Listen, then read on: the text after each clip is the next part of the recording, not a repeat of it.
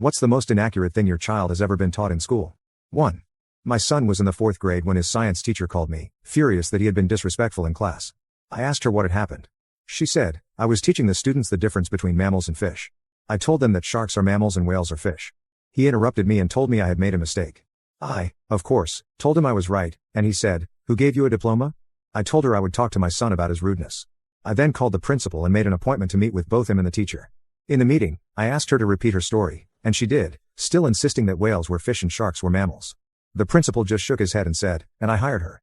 I did talk to my son about being polite to everyone, even if they are wrong. 2. My son was in 4th grade. He came home with a math paper that was marked F. I read through the problems and realized the answers were all correct. I called the teacher, and he said that my son needed to show his work on the paper. I replied that he didn't show his work because these problems were easy and he did them all in his head. I told him that if he wanted to take off some points for not explaining, that was one thing, but an F was completely unacceptable. In the course of the conversation, the teacher said, "Your son needs to recognize that 2 plus 2 does not always equal 4.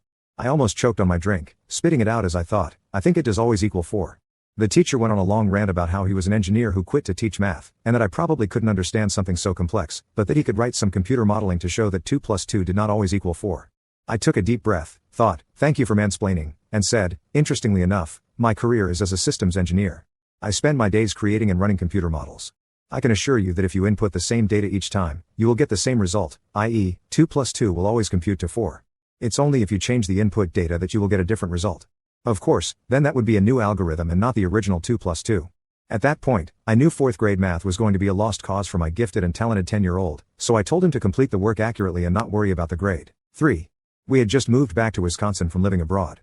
I was called by my 2nd grade son's teacher at his new school, who informed me that he wouldn't stop lying about living on a fictional island called Saipan. We came in to pick him up from school.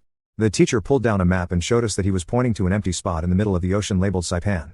We had the pleasure of informing her that her map was outdated and that, indeed, there is an island exactly where he indicated called Saipan, where we had just relocated from.